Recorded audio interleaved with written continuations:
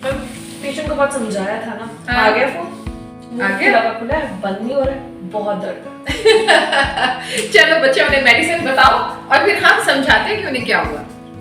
आज हम अपनी डेंटिस्ट डायरी में एक और बहुत कॉमनली प्रिवेलिंग प्रॉब्लम के रिगार्डिंग बात करेंगे, जो है clicking voice in your TMJ, मतलब जबड़े के जॉइंट में क्लिकिंग वॉइस आना। आज पहले तो ये प्रॉब्लम बहुत एल्डरली लोगों में हुआ करती थी, बट आजकल यंग बच्चों में भी ये प्रॉब्लम आ रही है। वैसे तो इस प्रॉब्लम के रीजंस के लिए पूरी किताब लिखी जा सकती है, बट जो बहुत कॉमनली प्रिवेलिंग प्रॉब्लम है जिस वजह से ये हो रही है, उसके सिर्फ 3 रीजन मैं आपको आज समझाऊंगी। पहला रीजन है विटामिन डी की डेफिशिएंसी।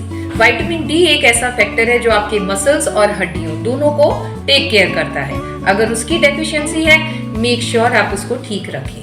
दूसरी प्रॉब्लम है सिंगल साइड च्यूइंग।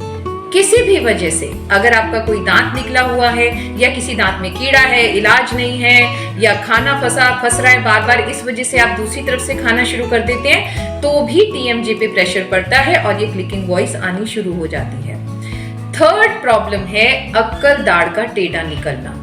जब भी अक्कल दाढ़ किसी एंगल पे टेढ़ी निकलती है तो वो मसल्स पे प्रेशर देती है, जिससे आपके टीएमजे में दोबारा क्लिकिंग वॉइस आनी शुरू हो जाती है। इनिशियल स्टेजेस पे इसका पूरा क्योर है, अपने एक्सपीरियंस डेंटिस्ट को दिखाइए, वो आपको कुछ एक्सरसाइजेस बताएगा, कुछ मेडिसिन बताएगा, and I am damn sure आप उसी से ठीक हो जाएंगे। अदरवाइज नहीं तो जबड़े में जब प्रॉब्लम बढ़ती है तो जबड़े कई बार खुले के खुले रह जाते हैं और तकलीफ बहुत ज्यादा बढ़ जाती है, तब ऑपरेट करना पड़ता है।